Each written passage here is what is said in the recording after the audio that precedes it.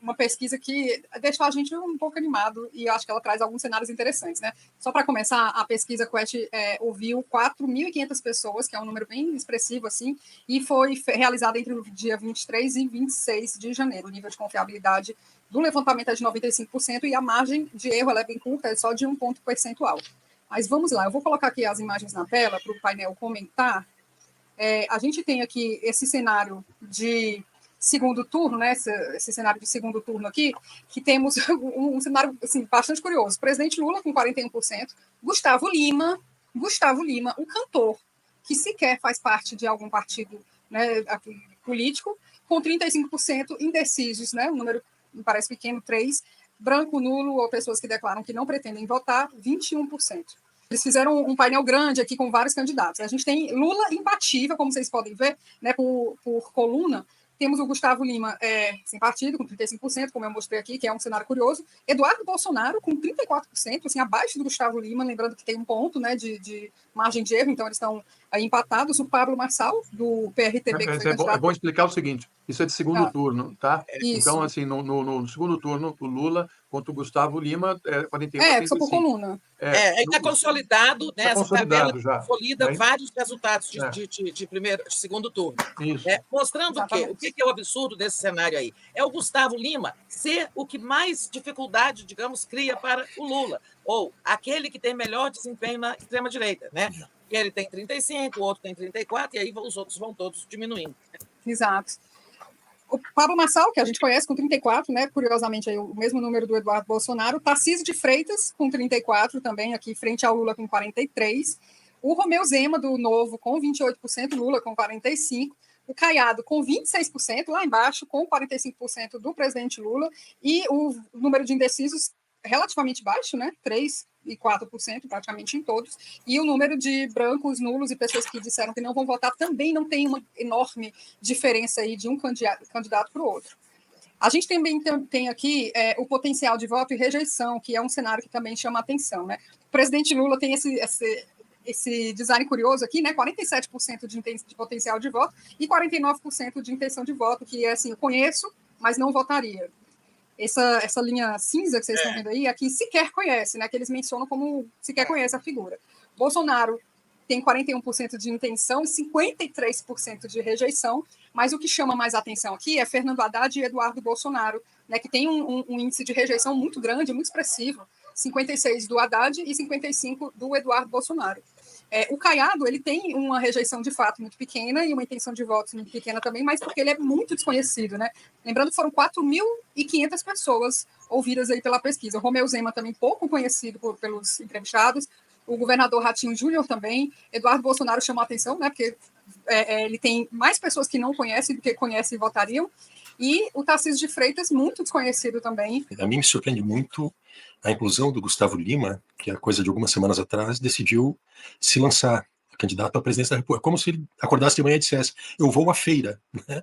E agora ele se lança, então, candidato à presidência da República e já atinge os principais patamares, né, das candidaturas opositoras ao atual governo, né? Então é muito surpreendente, né? Segundo lugar que, bom, é uma pesquisa que ela tem, na minha percepção, na minha leitura, né, ela tem alguns aspectos, né, que são bastante positivos e alentadores, mas tem alguns aspectos que ainda são um pouco duvidosos.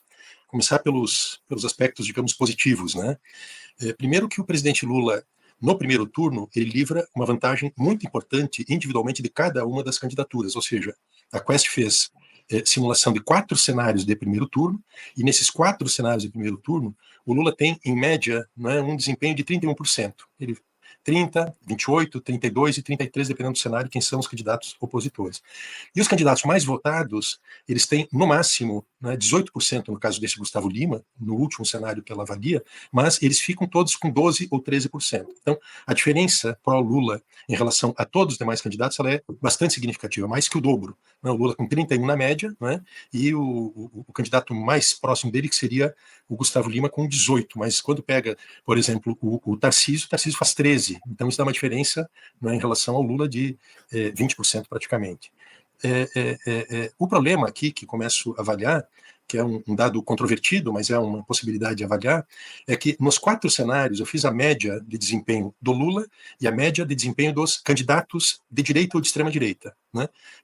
Isto não há nenhum automatismo de que esses candidatos, os eleitores desses candidatos de direita e extrema-direita, votem numa candidatura contra o Lula, mas é uma tendência, não é, que nesse cenário de polarização que nós estamos vivendo no mundo inteiro, e na eleição municipal a gente pode constatar isso, não é, que há uma tendência, não é, dessas candidaturas, do eleitorado desses candidatos de extrema-direita e direita se aglutinarem e direcionarem as suas preferências de voto para os candidatos, não é, extremistas ou direitistas.